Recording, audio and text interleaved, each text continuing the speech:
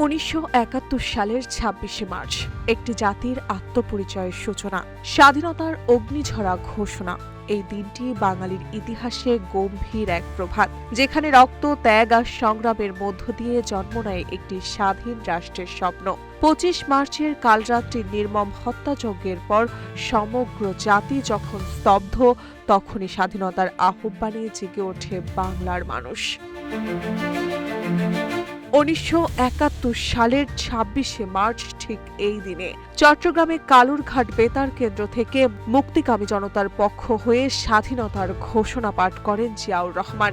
এই ঘোষণা ছড়িয়ে পড়ে সারা দেশে, জাগিয়ে তোলে প্রতিরোধের অদম্য স্পৃহা। তার সেই কণ্ঠস্বর হয়ে ওঠে মুক্তিযুদ্ধের প্রথম দীপ্ত আহ্বান।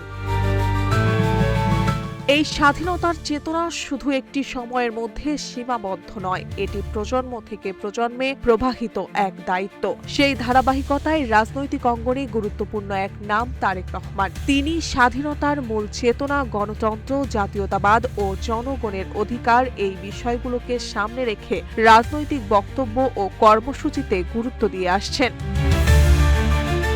বর্তমান প্রেক্ষাপটে তারেক রহমান বারবার জোর দিয়েছেন এমন একটি রাষ্ট্র ব্যবস্থার ওপর যেখানে মানুষের ভোটাধিকার, মত প্রকাশের স্বাধীনতা এবং আইনের শাসন নিশ্চিত হবে। তার বক্তব্যে উঠে আসে মুক্তিযুদ্ধের প্রকৃত চেতনা রক্ষার প্রয়োজনীয়তা, যেখানে ক্ষমতা নয়, জনগণই হবে রাষ্ট্রের কেন্দ্রবিন্দু।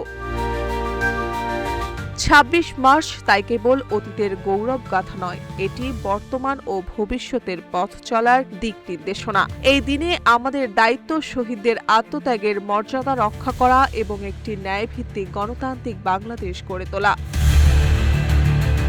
স্বাধীনতার এই গম্ভীর দিনে প্রত্যাশা একটাই, যে চেতনায় ১৯৭১ সালে একটি জাতি ঐক্যবদ্ধ হয়েছিল, সেই চেতনা যেন আজও আমাদের পথ দেখায়। কারণ ২৬শে মার্চ মানে শুধু স্বাধীনতা নয়, এটি দায়িত্ব, অঙ্গীকার এবং একটি উন্নত ভবিষ্যতের প্রতিশ্রুতি।